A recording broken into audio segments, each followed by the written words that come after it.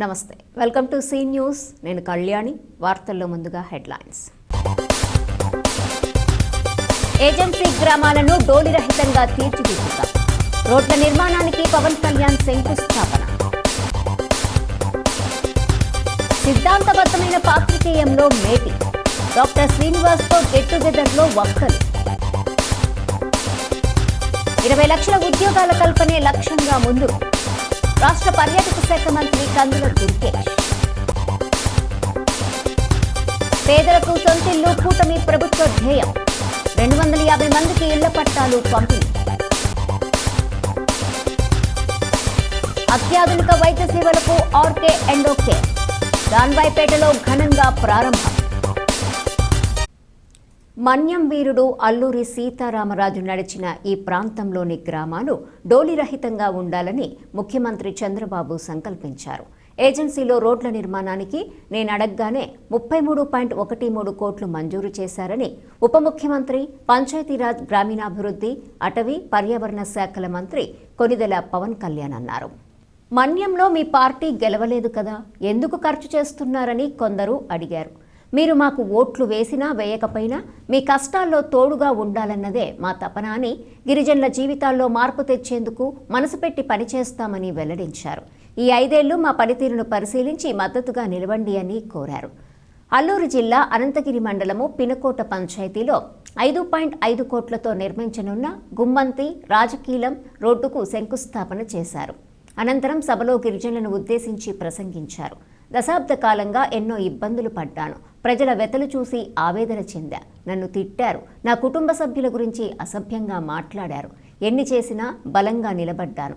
ఈరోజు మీ ఆశీర్వాదంతో ప్రభుత్వంలో భాగస్వామినయ్యాను.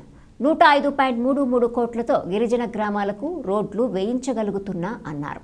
ఈ సొమ్మును ముఖ్యమంత్రి సొంత నియోజకవర్గంలోనో కాకినాడ జిల్లాలోనో ఖర్చు చేయలేక కాదు, ఆదివాసీలకు డోలీ మోతలు ఉండకూడదనే వెచ్చిస్తున్నామని పవన్ పేర్కొన్నారు. ఏజెన్సీలో 1532 గ్రామాలకు రోడ్లు లేవు. వేయాలంటే 2800 కోట్లు అవసరమని అంచనా. ఇటీవలే సీఎం చంద్రబాబుతో మన్యం సమస్యలపై చర్చించాం. డోలీరహిత గ్రామాల కోసం రాష్ట్ర ప్రభుత్వం తరపున ఏడాదికి 350 కోట్లు ఖర్చు చేద్దామని సీఎం చెప్పారు. మిగతా నిధులను కేంద్రం నుంచి తెచ్చుకుంటామన్నారు.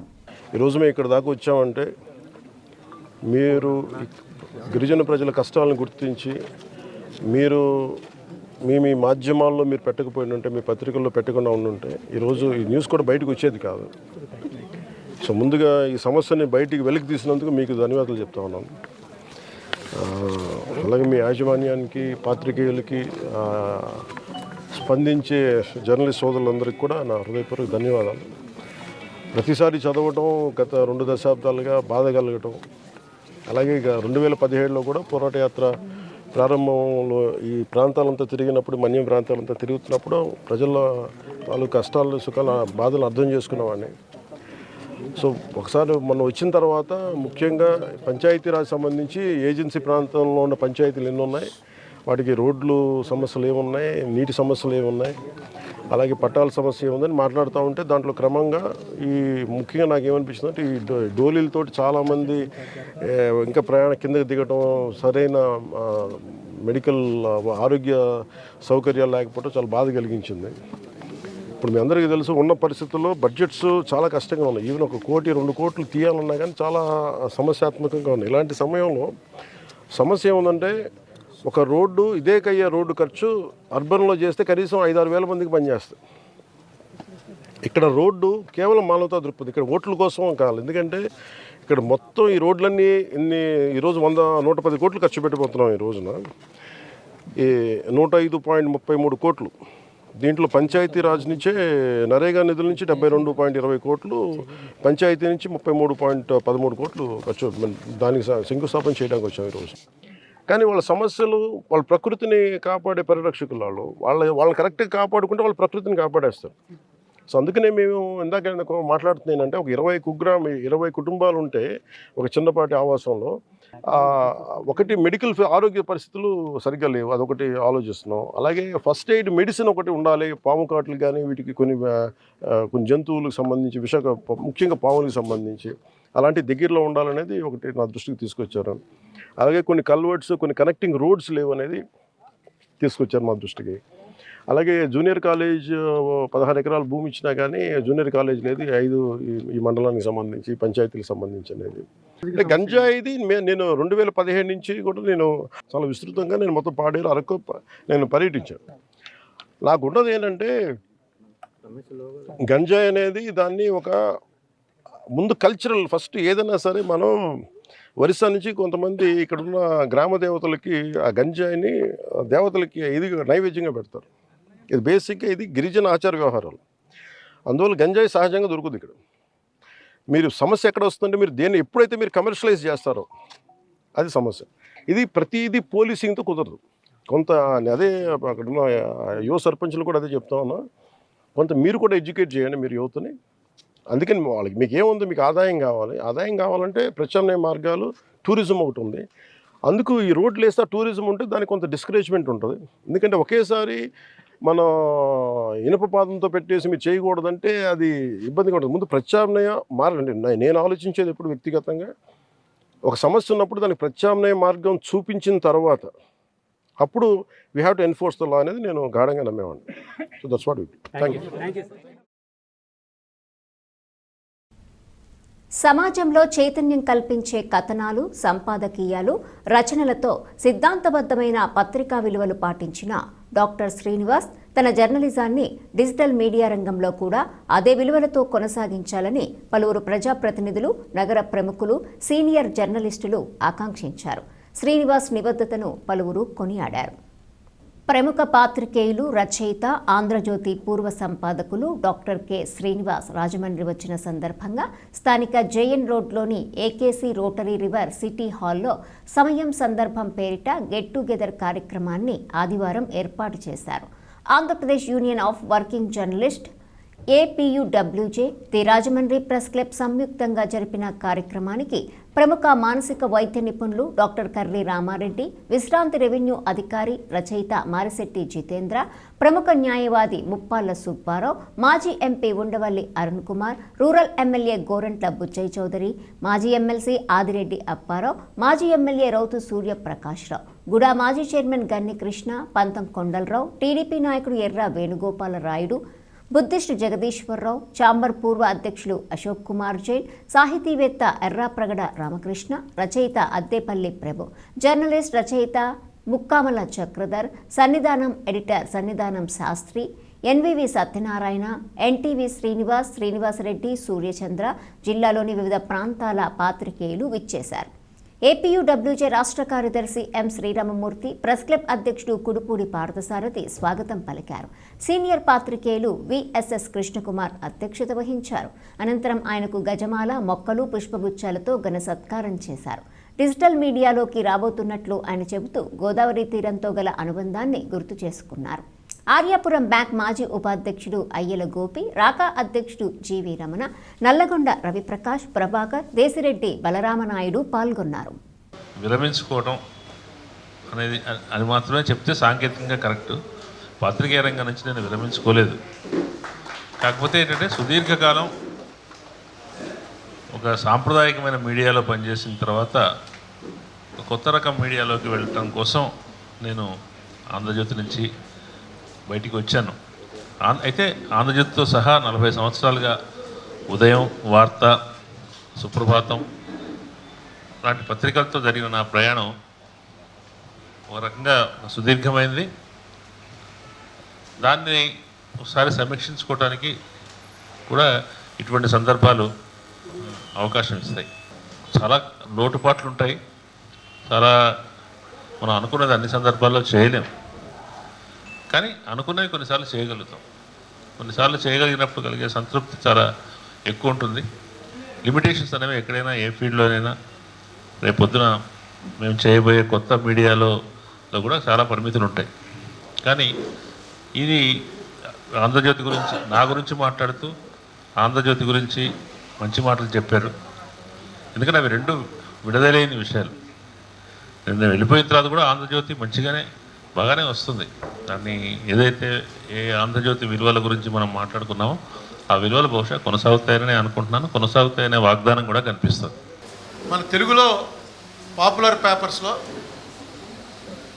నేను వ్యతిరేకించే భారతీయ జనతా పార్టీ ఐడియాలజీని వ్యక్తుల్ని కాదు, భారతీయ జనతా పార్టీ ఐడియాలజీని వ్యతిరేకిస్తూ మాట్లాడేటువంటి పాపులర్ పత్రిక ఏదైనా ఉందంటే అది ఆంధ్రజ్యోతి. ఫిలాసఫీ పత్రిక వాడికి అనుకూలం వీడికి అనుకూలం ఉండకూడదండి అన్నది తప్పండి. ప్రతి పత్రికకి ఒక ఫిలాసఫీ ఉంటుంది. ఇప్పుడైతే ఫిలాసఫీ పోయి సైకాలజీ పోతున్నారు, కానీ ప్రతి పత్రికకి ఒక ఫిలాసఫీ ఉంటుంది. జగన్కి వ్యతిరేక ఫిలాసఫీ ఉండొచ్చు, జగన్కి అనుకూల ఫిలాసఫీ ఉండొచ్చు, కానీ ఐడియాలజికల్ ఫిలాసఫీ ఒకటి ఉండాలి. ఆ ఐడియాలజికల్ ఫిలాసఫీ కాకుండా మనుషుల వ్యక్తిగత వ్యతిరేకతల మీదే పేపర్లు నడుస్తున్నాయి. నేను అనుకోవటం ఇప్పటికీ ఆంధ్రజ్యోతి ఆ ఐడియాలజికల్ ఫిలాసఫీని మెయింటైన్ చేస్తూ రావడానికి కారణం శ్రీనివాస్ గారు లాంటి ఎడిటర్స్ ఉండటం వల్ల. తర్వాత నేను పెట్టే ప్రెస్ మీట్లన్నీ ఆంధ్రజ్యోతిలో ఎంతో కొంత వేస్తారు. నాకు ఆశ్చర్యం వేసి ఒకసారి ఆయన్నే అడిగాను, ఎవరిని, రాధాకృష్ణ గారిని, ఏమన్నా అందరూ నన్ను అడుగుతున్నారు మీకు నాకు అక్రమ సంబంధం ఏంటని. మీ పేపరు మీ ఐడియాలజీ మీకుంది, నేను మాట్లాడేవి వ్యతిరేకంగా చంద్రబాబు నాయుడు గారికి వ్యతిరేకంగా మాట్లాడినా మీరు వేస్తున్నారు, ఏంటి కారణం అని కొంచెం లైటర్ వెయిన్లో అడిగాను. అడిగితే ఆయన చెప్పారు. ఆయన ఏం చెప్పారంటే, మేము జగన్ అసలు ప్రతిపక్షంగా గుర్తించట్లేదు, ప్రతిపక్ష వాయిస్ ఏదో ఒకటి ఉన్నారు కదా, అందుకని మీ వాయిస్ని మేము ప్రతిపక్ష వాయిస్ కింద ప్రమోట్ చేస్తున్నాం. ఉన్న ఒక హ్యాబిట్ ఏంటంటే అన్ని పేపర్లు చదవడం అలవాటు. అన్ని పేపర్లు 5-10 నిమిషాలు అయిపోతాయి. ఆంధ్రజ్యోతి వచ్చినప్పటికి గంట కూడా పెట్టేస్తుంటుంది. ఎందుకో మరి ఇంకా ఆ పత్రికా విలువలు దాంట్లో ఉండబట్టో మరి ఏంటో తెలియదు, కానీ అది అన్నీ అనుకుంటా 15 నిమిషాలు చూస్తే అలా తిరగేసి అట్లా ఏం చేస్తే వెళ్ళిపోతుంది. కానీ జ్యోతి చూసినప్పటికి ఆయన ఆర్టికల్స్ ఉంటే అది చదవాలనిపిస్తుంది. అది చదివితే ఇంకో అరగంట పడద్దేమో అని చెప్పి మరి అంతటి డెప్త్లో ఆయన ఇవాళ సమాజానికి, ఇవాళ పత్రికా రంగం అంటే ఇవాళ మీడియా డెవలప్ అయిన తర్వాత పత్రికలు చూసేటువంటి పరిస్థితి ఎలా ఉన్నా కానీ పత్రికను చదవాలనేటువంటి పరిస్థితులు ఇవాళ ఆంధ్రజ్యోతి నడుస్తుందంటే మరి ఇవాళ శ్రీనివాస్ గారు లాంటి పాత్రికేయులు ఉండబట్టి ఈ సమాజంలో ఇంకా ఆ పత్రికా విలువలు ఉన్నాయని తెలియజేస్తూ, ఏదైనా ఆయన మరి అందులోంచి అంటే అరుణ్ కుమార్ గారు 2 రకాలుగా మాట్లాడారు. అది విభేదమా లేకపోతే సంతోషంతో ఆయన బయటకు వస్తున్నారు అనేటువంటిది నాకు తెలియదు, కానీ పత్రికల్లో మాత్రం ప్రముఖ పత్రికల్లోకి వచ్చినట్లయితే ఆంధ్రజ్యోతి కానీ ఈనాడు కానీ ఇవన్నీ కూడా అందరూ చదువుతూ ఉంటారు. డెఫినెట్గా మనం అది ఏ పార్టీకి వర్తిస్తుంది అనేటువంటిది పక్కన పెడితే వ్యక్తిత్వాన్ని కానీ లేకపోతే ఇండివిజువల్గా ఒక కక్షపూరిత ద్వారంతో కాకుండా వాళ్ళకి ఫేవరబుల్గా రాసుకునే వాటిని అయితే మనం అందరూ వ్యతిరేకించాలి. సిద్ధాంతపరంగా ఆయన చెప్పింది అదే, ఐడియాలజీ పరంగా అంటే ఒక్కొక్క పాలసీస్ ఉంటాయి. కొంతమందికి బీజేపీ నేచర్ నచ్చకపోవచ్చు, వాళ్ళ సిద్ధాంతాలు, కాంగ్రెస్ సిద్ధాంతాలు కొంతమందికి నచ్చకపోవచ్చు, జగన్ సిద్ధాంతాలు కొంతమందికి నచ్చకపోవచ్చు, చంద్రబాబు గారి సిద్ధాంతాలు కొంతమందికి నచ్చకపోవచ్చు.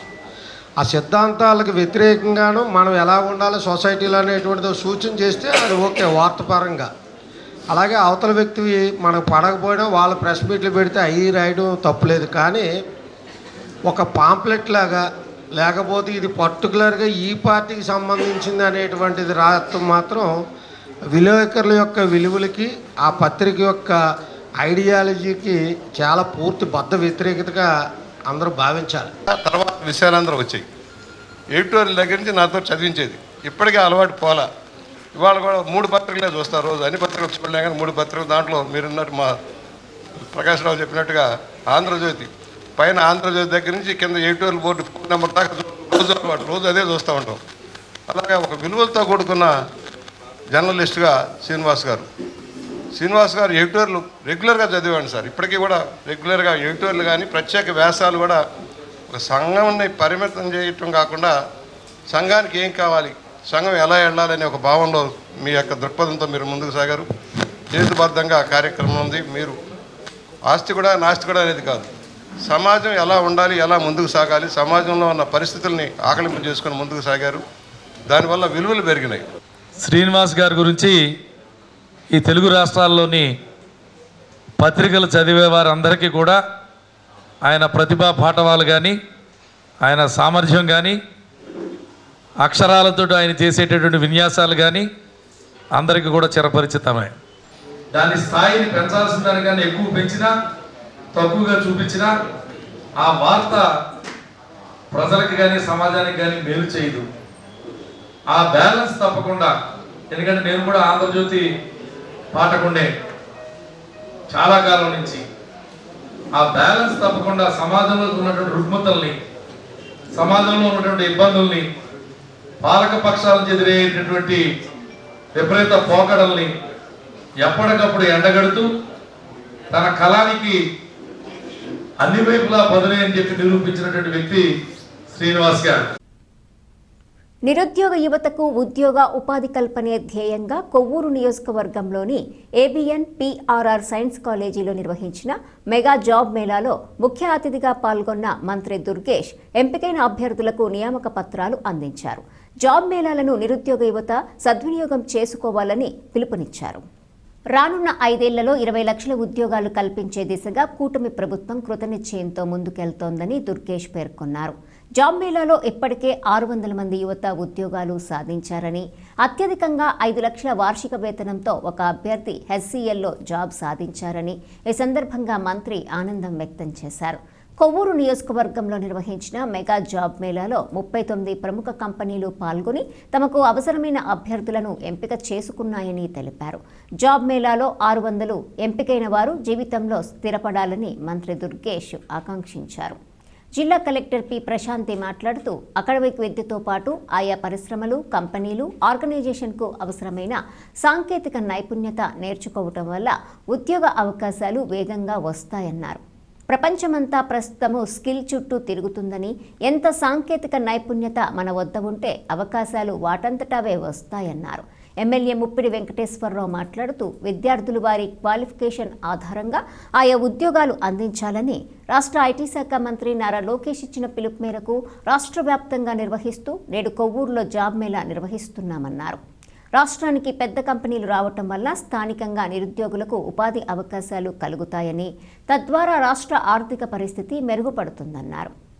మున్సిపల్ చైర్పర్సన్ భావన రత్నకుమారి, ఆర్డీఓ రాణి సుస్మిత, వికాస్ అధికారి కె లచ్చారావు, వివిధ కంపెనీల ప్రతినిధులు తదితరులు పాల్గొన్నారు. ఎన్డీఏ కూటమి అధికారంలోకి వచ్చిన తర్వాత ఐటీ శాఖ మంత్రిగా ఉన్నటువంటి లోకేష్ బాబు గారు ఇవాళ దేశ విదేశాలు తిరుగుతూ అమెరికా కానీ ఇతర ప్రాంతాల్లో ఉన్నటువంటి అనేక మంది కంపెనీస్తో మాట్లాడుతూ ఆంధ్ర రాష్ట్రానికి కావలసినటువంటి కంపెనీలు కనుక మీరు ఏర్పాటు చేస్తే ఆ కంపెనీలకి ఏ విధంగా సహకారం అందించాలనేటువంటి దాని మీద పూర్తిగా కూడా సహకారం ఇస్తామని చెప్పిన ఆలోచనతోటి ఈ రాష్ట్రానికి కంపెనీలు తీసుకొస్తే ఒక పక్కనే ఆదాయం రాష్ట్రానికి రావడంతో పాటు నిరుద్యోగులు ఉన్నటువంటి యువకులందరికీ కూడా ఉద్యోగాలు కల్పించాలని చెప్పిన ఆలోచనతో ఎన్డీఏ అధికారంలోకి వచ్చిన తర్వాత 5 సంవత్సరాల కాలంలో 20 లక్షల ఉద్యోగాలు తీయాలని చెప్పిన ఒక ఆలోచనతో ఆల్రెడీ ఐటీ శాఖ మంత్రి గారు కానీ, ముఖ్యమంత్రి గారు కానీ, ఉప ముఖ్యమంత్రి పవన్ కళ్యాణ్ గారు కానీ ఇప్పటికే ప్రకటించడం జరిగింది. అందులో భాగంగా యువకులంతా కూడా ఈ రోజున మన రాష్ట్రంలో కానీ మన దేశంలో కానీ చదువుకున్నటువంటి విద్యార్థులు యువతంతా కూడా ఇక్కడ అవకాశాలు తక్కువ ఉండి ఇతర ప్రాంతాలకు కానీ లేదా ఇతర దేశాలకు కానీ వెళ్ళిపోతున్నటువంటి పరిస్థితి మనమంతా కూడా చూస్తూ ఉన్నాం. ఈ పరిస్థితుల్లో మన ఆంధ్ర రాష్ట్రంలో చదువుకున్నటువంటి పిల్లలకి మన తెలుగు వారు ఎవరైతే ఉన్నారో వాళ్ళందరూ కూడా ఇక్కడే అవకాశాలు కల్పించాలి. ఇతర ప్రాంతాల్లో కానీ ఇతర దేశాల్లో కానీ గతంతో పోల్చుకుంటే ఇప్పుడు ఉద్యోగాల అవకాశాలు తక్కువగా కనపడతా ఉన్నాయి. కాబట్టి ఇక్కడే ఉద్యోగాలు కల్పించాలని చెప్పిన తలంపుతోటి ఇవాళ ఆంధ్ర రాష్ట్రానికి వివిధ కంపెనీలన్నీ కూడా ఇక్కడికి రప్పించడంతో పాటు యువతకు ఉద్యోగాలు కల్పించాలని జయంగా వీళ్ళు పనిచేస్తున్నటువంటి పరిస్థితి మనం చూస్తా ఉన్నాం. కూడా 5 లక్షల రూపాయల జీతంతో హెచ్సిఎల్లో ఒకరికి జాబ్ కూడా వచ్చిన సందర్భాన్ని కూడా తెలియజెప్తున్నారు.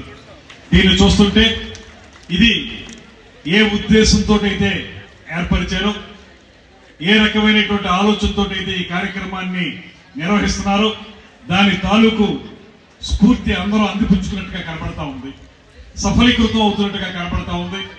ఇంతమంది ఇందులో పాలు పంచుకోవటం, చాలా మందికి ఉద్యోగాలు రావటం, ఏదైతే శ్రీ చంద్రబాబు నాయుడు గారు ముఖ్యమంత్రి గారు, ఉప ముఖ్యమంత్రి శ్రీ పవన్ కళ్యాణ్ గారు వారిద్దరూ చేస్తున్నటువంటి కృషి ఏదైతే ఉందో దాని ప్రకారంగా రాబోయే రోజుల్లో ఖచ్చితంగా అందరికీ కూడా ఉద్యోగం లేదా ఉపాధి కల్పించాలనేటువంటి ఆలోచనతో పెద్ద ప్రయత్నం జరుగుతూ ఉంది.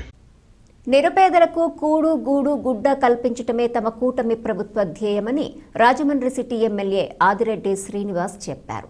49వ డివిజన్ పరిధిలోని సింహాచలం నగర్లో జరిగిన సభలో ఎమ్మెల్యే ఆదిరెడ్డి వాసు, టీడీపీ రాష్ట్ర ప్రధాన కార్యదర్శి గన్ని కృష్ణ తదితరులతో కలిసి 250 మంది పేదలకు ఇళ్ల పట్టాలు పంపిణీ చేశారు. ఆయన మాట్లాడుతూ తమ లక్ష్యం ఎప్పుడూ పేదలకు మేలు చేయటమేనని, దీనిలో భాగంగానే 2014 నుంచి 2019 వరకు టీడీపీ అధికారంలో ఉన్న సమయంలో ఆధునిక సాంకేతికతతో టిడ్కో ఇళ్లను నిర్మించిందని, కానీ తర్వాత అధికారంలోకి వచ్చిన వైకాపా ఆ ఇళ్లను అర్హులకు ఇవ్వకుండా శిథిల స్థితికి చేర్చిందని మండిపడ్డారు. తాము పేదలకు నీడ ఇవ్వాలని చూస్తే వైకాపా ఆ నీడ లేకుండా చేసేందుకు ప్రయత్నాలు చేసిందని, ఎన్నికల సమయంలో వైకాపా ప్రబుద్ధుడు ఒకరు రాత్రికి రాత్రే పేదలను మోసం చేసేందుకు ఎందుకు పనికిరాని 20,000 పట్టాలు తయారు చేయించాడని మండిపడ్డారు. అవి 4 గీసుకునేందుకు కూడా పనికిరావని ప్రజలు కూడా గ్రహించారన్నారు. గన్ని మాట్లాడుతూ ఎన్నికల సమయంలోనే కాకుండా గెలిచాక కూడా నిత్యం ప్రజల్లోనే తిరుగుతూ వారి సంక్షేమానికి కృషి చేసే యువ ఎమ్మెల్యే ఆదిరెడ్డి వాసు నిజమైన ప్రజానాయకుడని ప్రశంసించారు. లీగల్ సెల్ రాష్ట్ర ఉపాధ్యక్షులు రాచపల్లి ప్రసాద్ అధ్యక్షతన 49వ డివిజన్ ఇన్ఛార్జు దుత్తరపు గంగాధర్, అధ్యక్షులు నేమాలి శ్రీను సంయుక్త పర్యవేక్షణలో జరిగిన కూటమి నాయకులు కాశీ నవీన్ కుమార్, రెడ్డి మనేశ్వరరావు, బుట్టిగ రాధా, నక్క చిట్టిబాబు, మజ్జి రాంబాబు, వైశ్రీను, కొయ్యల రమణ, మరకుర్తి రవి యాదవ్, దొండపాటి శంకర్రావు, మాలె విజయలక్ష్మి, రుంకాని విజయ్, కోరుమిల్లి విజయశేఖర్, కొత్తల కిషోర్, బేసరి చిన్ని, సింహ, నాగమణి పాల్గొన్నారు. తెలుగుదేశం పార్టీ వ్యవస్థాపక అధ్యక్షులు అన్న నందమూరి తారక రామారావు గారి యొక్క సిద్ధాంతం కూడు గుడ్డ నీడ. ఆ ఆలోచనతో ప్రతి పేదవాడికి ఇల్లు ఇవ్వాలని ఒక మంచి సంకల్పంతో 2014-19లో పట్టాలే కాదు కట్టించి ఇవ్వాలని చెప్పి టిట్కో ఇల్లులు కూడా మీకు ఇవ్వడం జరిగింది 2014-19లో.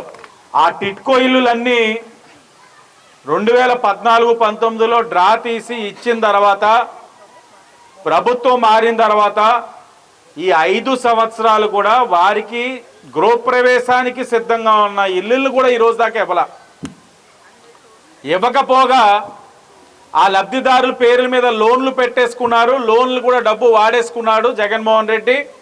ఆ డబ్బు ఎటు వెళ్ళిపోయిందో కూడా ఎవరికి తెలియట్లా. ఇప్పుడు లోన్లు మొదలైపోయినాయి, ఈఎంఐలు మొదలైపోయినాయి. ఒక్కొక్కరు ₹1,00,000 కట్టాలని చెప్పి బ్యాంకు వాళ్ళు ఇల్లు చుట్టూ తిరుగుతూ ఉన్నారు.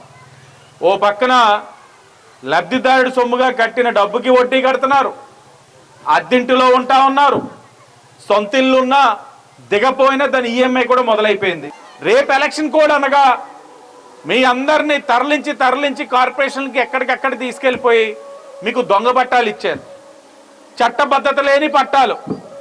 కేవలం జగన్మోహన్ రెడ్డి నవ్వుతూ ఉన్న మొహం తప్ప ఏనికి పనికిరాదు. అది ఆ నవ్వుతున్న మొహం కూడా దేనికి పనికొద్దు, 4 తీసుకోవడం తప్ప పట్టాలు దేనికి పనికిరాదు. ఆ దొంగ పట్టాలు తెచ్చి ఏంటి పట్టాలు ఏం చేద్దాం అంటున్నారు. ఏం చెయ్యాలి అని అంటే మాకే ఏం చేయాలో అర్థం కావట్లా. ఎందుకంటే అక్కడ రైతుల దగ్గర నుంచి ఇద్దామంటే రైతులకి డబ్బులు ఇవ్వలేదు ప్రభుత్వం. ఎంత దారుణం అంటే రైతులకి డబ్బులు ఇవ్వలేదు, కానీ రైతుల భూమిని మీకు పంచిపెట్టేశారు. అంటే మీకు ఒక భూమి ఉంది, మీ దగ్గర నుంచి ప్రభుత్వం తీసుకోలేదు, కానీ మీ భూమిలో 4-5 ఇచ్చేస్తే మీరు ఊరుకుంటారా? 390 పట్టాలు కూడా నేను గర్వంగా చెప్తా ఉన్నాను. ₹1 అంటే ₹1 అవినీతి లేకుండా ఆనాడు 390 పట్టాలు కూడా ఇచ్చేవని గర్వంగా చెప్తా ఉన్నాం. ఈరోజు 220 పట్టాలు. ఈ పట్టాల ప్రక్రియలోని ఏ ₹1 అవినీతి కూడా జరగకూడదు, జరగనివ్వకూడదు. జరిగితే కఠినమైన చర్యలు ఉంటాయి కారణమైన వాళ్ళకి. స్థానిక దాన్వాయిపేట చిన ఆంజనేయ స్వామి ఆలయం వద్ద consultant adult and pediatrics endocrinologist doctor Radhakrishna Telagareddy నేతృత్వంలో ఆర్కే ఎండోకేర్ ఆదివారం ఘనంగా ప్రారంభమైంది. డయాబెటీస్, థైరాయిడ్, ఊబకాయం, ఫుడ్ అల్సర్స్, న్యూరోపతి, ఎనలైజర్స్ వంటి అత్యాధునిక వైద్య సేవలన్నీ అందుబాటులో ఉన్నాయని రాధాకృష్ణ తెలిపారు. ఎన్టీఆర్ హెల్త్ యూనివర్సిటీ ఉపకులపతి doctor DSVL Narasimham, Apex and Delta ఆసుపత్రి chairman doctor R Bhaskar Chowdary, Tirumala విద్యా సంస్థల అధినేత నున్న తిరుమలరావు ఆర్కే ఎండోకేర్ని ప్రారంభించి డాక్టర్ రాధాకృష్ణ తెలగారెడ్డికి శుభాకాంక్షలు తెలిపారు. రోగులకు అవసరమైన అత్యాధునిక వైద్య సేవలు అందించేందుకు అవసరమైన అనుభవం, వైద్య పరికరాలు ఇక్కడ అందుబాటులో ఉంటాయని పేర్కొన్నారు. డాక్టర్ రాధాకృష్ణ మాట్లాడుతూ ఆర్కే ఎండోకేర్ సూపర్ స్పెషాలిటీ సెంటర్ను ప్రారంభించిన ముఖ్య అతిథులకు కృతజ్ఞతలు తెలిపారు. Diabetic ulcers, advanced sugar chip అమర్చటము, అడ్వాన్స్డ్ థైరాయిడ్ సేవలు, అత్యాధునిక నరముల పరీక్షలు, కళ్ళ నరముల పరీక్షలు అందుబాటులో ఉన్నాయన్నారు. మధుమేహానికి 14 రోజుల పాటు ప్రత్యేకమైన కిట్ ద్వారా పరీక్షలు నిర్వహించి పరిశీలన చేసి నియంత్రణకు వైద్య సేవలు అందిస్తామని వెల్లడించారు. ఇన్ఫెర్టిలిటీ, ఊబకాయం, హార్మోన్స్ చికిత్స, బీపీ, కొలెస్ట్రాల్, మోనోపాజ్ సమస్యలు, ఎముకల బలహీనత, సంతానలేమి, అవాంఛిత రోమాలు, మగవారిలో సెక్స్ సమస్యలకు కూడా వైద్య సేవలు అందుబాటులో ఉన్నాయన్నారు. ఉభయ గోదావరి జిల్లాల ప్రజలు ఈ సేవలను సద్వినియోగం చేసుకోవాలని కోరారు. ఈ కార్యక్రమంలో పీడియాట్రిక్స్ ఎండి డాక్టర్ సౌజన్య, భానువీర, డాక్టర్ కృషి, నితిన్ రెమ్మలపూడి, రేవంత్, ఉషశ్రీ, ధర్మతేజ, సింధూష, ఫణిశ్రీ, ఏజీఎం తోట రామారావు, సురేష్, అనురాధ, హరీష్, పలువురు నగర ప్రముఖులు పాల్గొన్నారు.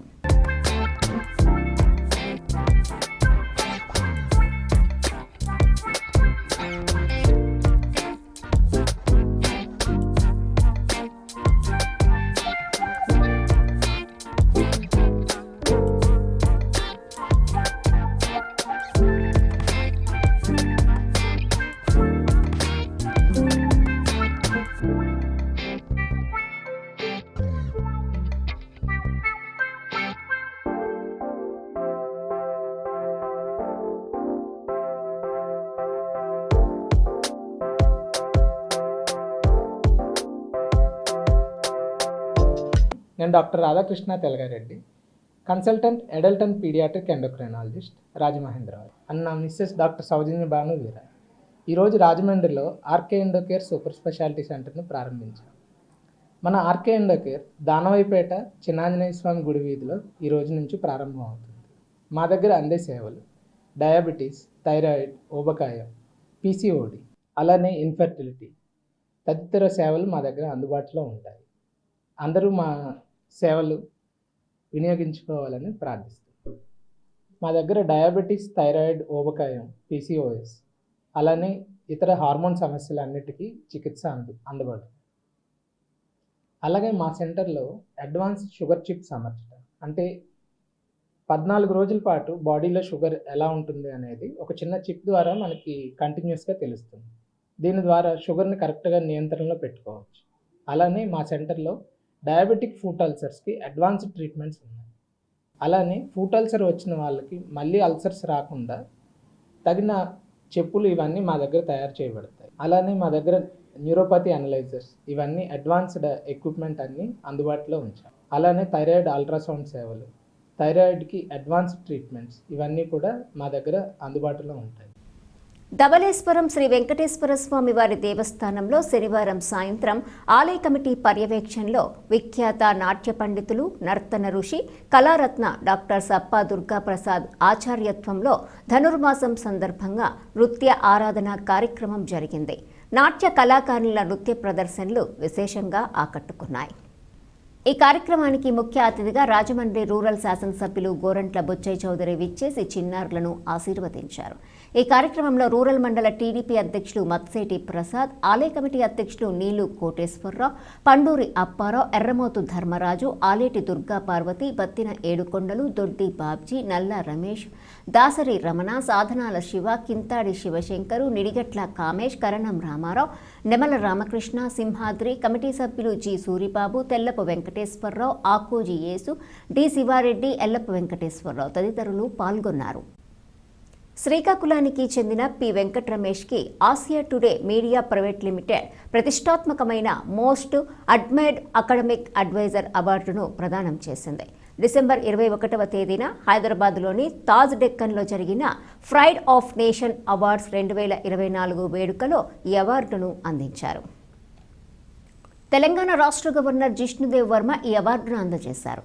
ఈ వేడుకకు బీజేపీ తెలంగాణ అధ్యక్షుడు ఎంపీ బంగారు లక్ష్మణ్, ఎంపీ ఈటెల రాజేందర్, ఎంపీ రఘునందన్ రావుతో సహా పలువురు ప్రముఖులు హాజరయ్యారు.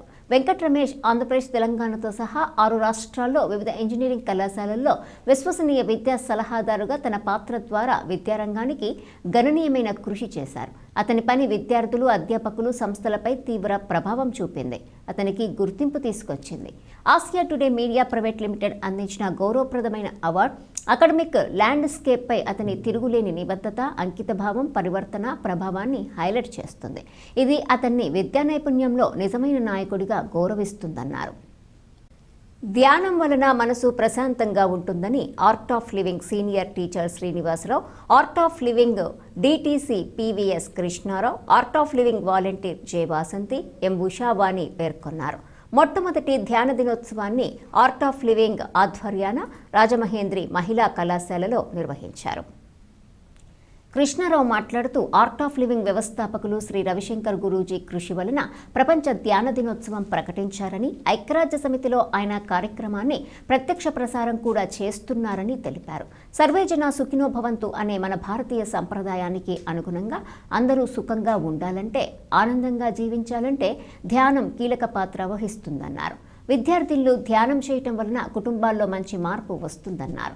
శ్రీనివాసరావు మాట్లాడుతూ ధ్యానం వలన ఆరోగ్యం బాగుంటుందని, మనశ్శాంతి లభిస్తుందని, చదువులో పురోగతి ఉంటుందని వివరించారు. ధ్యానం వలన జ్ఞాపక శక్తి పెరిగి చదివింతంతా గుర్తుంటుందని, ఏకాగ్రత పెరుగుతుందన్నారు. జె వాసంతి, ఎం ఉషావాణి మాట్లాడుతూ రోజువారీ పనులు చేయటంతో పాటు మనసును కూడా శుభ్రంగా ఉంచుకునే అలవాటు చేసుకోవాలన్నారు. రాజమహేంద్రి డిగ్రీ కళాశాల ప్రిన్సిపల్ ఎంకేఎస్ ప్రసాద్, అధ్యాపకేతర సిబ్బంది, విద్యార్థులు పాల్గొన్నారు. రవిశంకర్ గురూజీ వారి నేతృత్వంలో ఈరోజు 21 డిసెంబర్ 2024న వరల్డ్ మిషన్ మెడిటేషన్ డే కింద ప్రపంచవ్యాప్తంగా జరుగుతుంది. అందులో భాగంగా రాజమండ్రి శాఖ వారు శ్రీ టీకే విశ్వేశ్వరరెడ్డి గారి నేతృత్వంలో రాజమండ్రి ఉమెన్స్ కాలేజీలో పిల్లలందరికీ కూడా మెడిటేషను వామప్లు నేర్పడం జరుగుతుంది. ఈరోజు సాయంకాలం 8 గంటలకి రవిశంకర్ గురూజీ వారి వాయిస్ తోటి ఈ యొక్క మెడిటేషను ఆన్లైన్లో ప్రతి ఒక్కరికి కూడా ఫోన్లో చేసుకునే విధంగా వారికి ట్రైనింగ్ ఇస్తున్నాం. ఈరోజు ఈ కార్యక్రమం మార్నింగ్ జరిగింది. తూర్పుగోదావరి జిల్లాలోని కోరుకొండ పోలీస్ స్టేషన్ను వార్షిక తనిఖీల్లో భాగంగా జిల్లా ఎస్పీ టి నరసింహకిషోర్ తనిఖీ చేశారు. పోలీస్ స్టేషన్కు వచ్చిన ఫిర్యాదుదారులతో మర్యాదగా మాట్లాడుతూ వారి సమస్యలను పరిష్కరించాలని, సిబ్బంది అనుక్షణం అప్రమత్తంగా ఉంటూ విధులు నిర్వర్తించాలని సూచించారు. ఎస్పీ పోలీస్ స్టేషన్ పరిసరాలను, సీసీ కెమెరాలను, వివిధ రికార్డులను పరిశీలించి పలు సూచనలు చేశారు. పోలీస్ స్టేషన్ని పరిశుభ్రంగా ఉంచాలని, ప్రతి విషయాన్ని రికార్డుల్లో జాగ్రత్తగా నమోదు చేయాలని, పోలీస్ స్టేషన్కు వచ్చే వారితో మర్యాదపూర్వకంగా మాట్లాడి వారి సమస్యలను పరిష్కరించాలని ఆదేశించారు. పోలీస్ స్టేషన్ పరిధిలో గల స్కూల్స్ వద్ద, హోటల్స్ లాంటి ప్రదేశాలలో నిఘా ఏర్పాటు చేయాలని, ఎక్కువగా విజిబుల్ పోలీసింగ్ చేయాలని, సమర్థవంతమైన నేర నియంత్రణ, నివారణ చర్యలు చేపట్టాలని, అదేవిధంగా రాత్రి పగలు బీట్ల పని తీరును నిరంతరంగా మానిటరింగ్ చేయాలని, అప్పుడు నేరాలు తగ్గుతాయని తెలిపారు. అదేవిధంగా రౌడీ షీటర్ల కదలికలు, కార్యకలాపాలపై ప్రత్యేక నిఘా ఉంచాలని సూచించారు. TSP Kovvur and north zone Devakumar, inspector SB A Srinivasarao, inspector Korukonda Y Satyakishore, sub ఇన్స్పెక్టర్లు, ఇతర అధికారులు, సిబ్బంది పాల్గొన్నారు. సీతానగరం మండలం రాపాక పంచాయతీ శ్రీరామనగరం చిట్టి బాబాజీ ఆశ్రమంలో ఏనుగు మృతి చెందినట్లు ఆశ్రమ వర్గాలు తెలిపాయి. ఈ విషయం తెలుసుకున్న రాజానగరం నియోజకవర్గం శాసనసభ్యుడు బత్తుల బలరామకృష్ణ సద్గురు చిట్టి బాబాజీ ఆశ్రమానికి చేరుకుని ఏనుగు మృతి పట్ల సంతాపం వ్యక్తం చేశారు. ఏనుగు మృతి చెందటం పట్ల వివిధ శాఖల అధికారులను వివరాలు అడిగి తెలుసుకున్నారు. ఆశ్రమ ప్రతినిధి జగ్గుబాబును కలిసి సానుభూతి తెలిపారు. లీలా భక్తులతో చాలా ఆప్యాయంగా ఉండేదని, చిట్టి బాబాజీ ఆశ్రమానికి ఎంతగానో సేవలందించిందని, దాని మరణం బాధాకరమని ఆవేదన వ్యక్తం చేశారు. ఈ కార్యక్రమంలో జనసేన, తెలుగుదేశం, బీజేపీ పార్టీ నాయకులు, కార్యకర్తలు పాల్గొన్నారు. ఏజెన్సీ గ్రామాలను డోలిరహితంగా తీర్చిదిద్దుతాం. రోడ్ల నిర్మాణానికి పవన్ కళ్యాణ్ శంకుస్థాపన. సిద్ధాంతబద్ధమైన పాత్రికేయంలో మేటి. డాక్టర్ శ్రీనివాస్తో గెట్ టుగెదర్లో వక్కలు. 20 లక్షల ఉద్యోగాల కల్పనే లక్ష్యంగా ముందు. రాష్ట్ర పర్యాటక శాఖ మంత్రి కందుల దుర్గేష్. పేదలకు సొంతిల్లు కూటమి ప్రభుత్వ ధ్యేయం. 250 మందికి ఇళ్ల పట్టాలు పంపిణీ. అత్యాధునిక వైద్య సేవలకు ఆర్కే ఎండోకేర్.